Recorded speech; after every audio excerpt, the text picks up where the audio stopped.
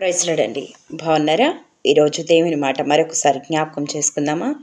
కొన్ని విషయాలలో మనము మౌనంగా ఉండడము చాలా మంచిది. అది ఒక వ్యక్తి మనల్ని వచ్చి మాట్లాడుతున్నప్పుడు, మనల్ని దూషిస్తున్నప్పుడు, మన కుటుంబీకులే మనల్ని మాట్లాడి హేళన చేస్తున్నప్పుడు, మనం కొన్ని విషయాలలో మౌనంగా ఉండడము, దేవుని వాక్యం పట్టుకొని ఆయనను వైపు చూస్తూ మనం మౌనంగా ఉండడం కొన్ని విషయాలలో మనకి చాలా మంచిది. మనం ఎదురుకెదురు మాట్లాడగలిగినా, వాళ్ళకి సమాధానం ఇవ్వగలిగినా కూడా, మనకు చేతనైనా కూడా మనం కొన్ని విషయాలలో మౌనంగా ఉండడము అది గొప్పతనము.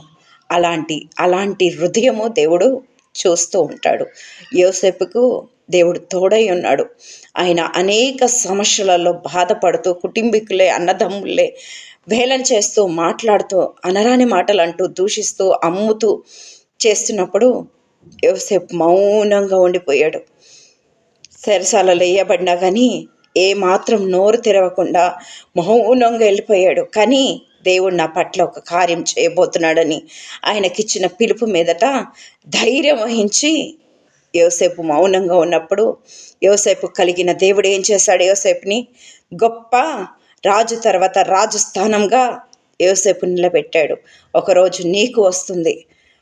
మనకి ప్రతి విషయాలలో ఎవరెవరైతే నిన్ను అన్నారో, ఎవరైతే నేను మాట్లాడారో, తుండనాడారో వాళ్ళు వచ్చి నీ దగ్గర తలలుంచుకునే దినం ఒకరోజు వస్తుంది. కనుక ఈరోజు నీవు అన్న మాటలు పడుతూ ఉన్నావేమో, కానీ యోసేపు కలిగిన దేవుడు ఈరోజు నీకు నాకు కలిగి కూడా ఉన్నాడని జ్ఞాపకం చేసుకున్నా.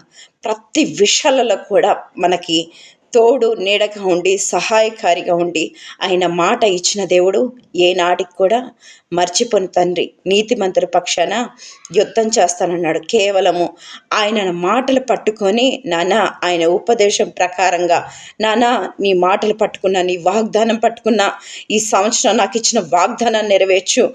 నువ్వు మాట్లాడే తండ్రి, యేసేపుతో మాట్లాడి కలల దర్శనాల ద్వారా మాట్లాడావు కదా అయ్యా, నా జీవితంలో కూడా నీ గొప్ప కార్యంను జరిగించాయా. నేను ఆయన వైపు చూస్తూ మాట్లాడుతూ ఉంటే నీ పట్ల యేసేపు హెచ్చించిన దేవుడు ఈ క్షణాన దేవుడు నీ పక్షాన నీ జీవితంలో కూడా కార్యాన్ని చేయడానికి సిద్ధంగా ఉన్నాడు.